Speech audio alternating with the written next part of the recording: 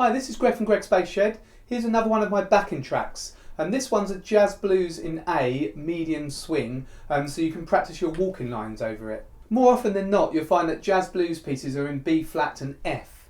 But I've done this in A, so you can compare it to my blues, my 12-bar blues backing track. You can see what changes they put into a jazz blues. So you can also have a look at my other backing track video. Now I'm going to play a walking bass line over the first 3 choruses, then I'm going to leave it running for you to practice your own lines over. You might also want to have a look at my video lesson number 42, how to play a walking bass line. There should be a link up here now. That will help you to construct your own lines and learn a bit of the theory around it. And I've also got 2 more jazz lessons, how to start playing jazz and jazz turnarounds. So you can find those all on my website. If you have a look on the video page, I've got a list of all the popular websites, or you can go and have a look at Greg's Bass Shed on YouTube.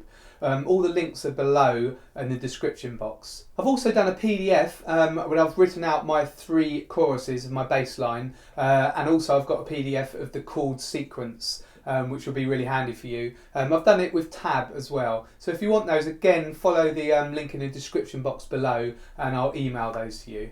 Well, I hope you find this backing track useful. If you do, please like and share it, and leave any comments below. Let me know if you want some different keys or you want some different styles. Now, this is quite a simple backing track I've thrown together. If people like it, then I'll think about doing it with live musicians, so please leave your comments below and let me know. Well, I'll let you get on with the backing track. This is Greg from Greg's Bass Shed. Enjoy.